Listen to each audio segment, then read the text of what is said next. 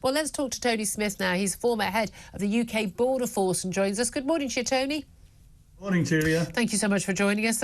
It is extraordinary that we are seeing these numbers. We've got this massive backlog in the tens and tens of thousands. And the solution is changing the law. We understand that, the illegal migration bill to allow people to be deported to Rwanda. That's still going, that specific issue is going to the Supreme Court later this year.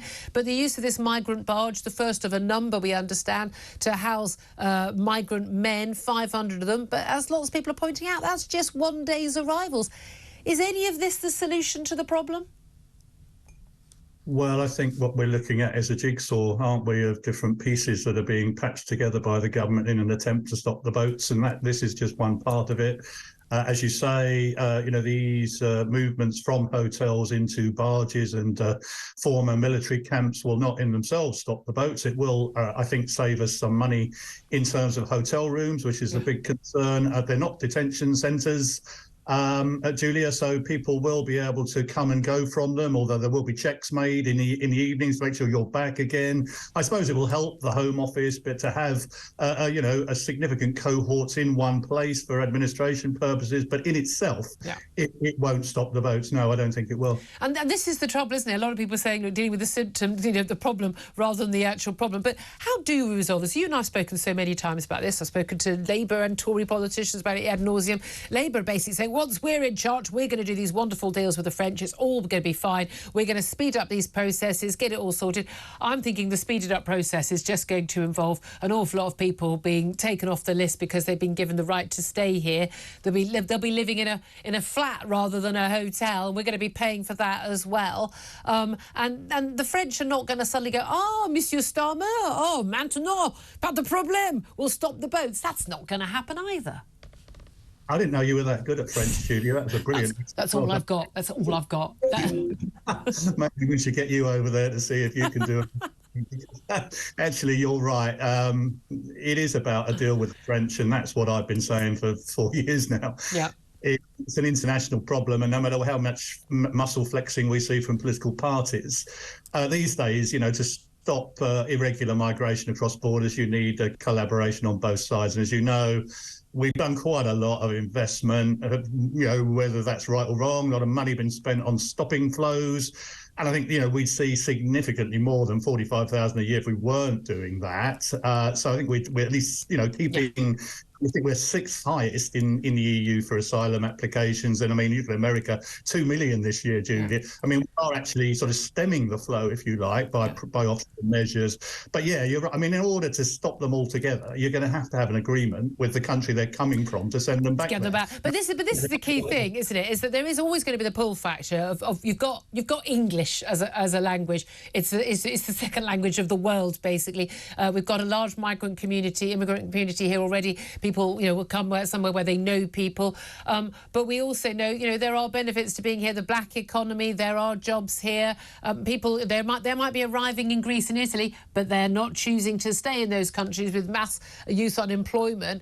At the end of the day, those pull factors aren't going to go away unless it's really clear you're not going to be welcome here. And if you've been living in some godforsaken Middle Eastern or African country, or Pakistan, we're seeing large numbers coming from Pakistan now, and then you've been living in a tent in Calais for the last 6 months, frankly, sharing a room in a barge in Dorset isn't going to be so bad. Well, as you know, I worked for a great many years in the Home Office, Julia, in the Immigration Department, Home Office, Border Force, whatever it was.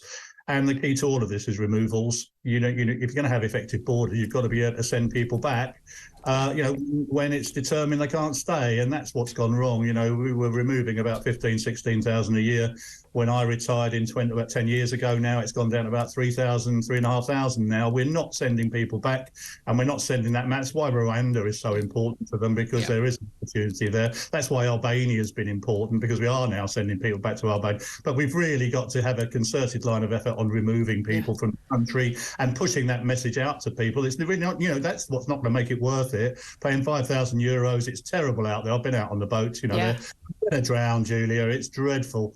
And, it's why can't we just come to a deal with two sensible Western governments to stop these boats, have joint patrols and have a joint returns agreement. And this is the thing, because you think, well, France don't want these people back, they want to get rid of them. But a lot of the reason why the people are travelling through France, which it makes itself quite inhospitable to migrants. We've seen these riots, up to 200,000 people involved in riots. A lot of the immigrant population from northern Africa and their battles with the French police. It's much harder to claim benefits. They make it very hard to go through that asylum process, much easier to get to Britain. But people perhaps wouldn't be travelling through France to get to Britain if that option wasn't there. You know as well as I do, France could just we pick people up in the middle of the Channel, ship them back to the beaches in France. As soon as someone paid £5,000 to go to the middle of the Channel and come back again, that market is gone within 2 weeks. Why won't the French do that? Well, I mean, you're right, and it's really frightening for the migrants when they do come off the boats, because it's very scary out there. It's not something you'd want to try twice. No. Migrants that have failed and wouldn't want to try it again. It's really, really scary. But there's all these things about pull factors, whether you'd rather be here.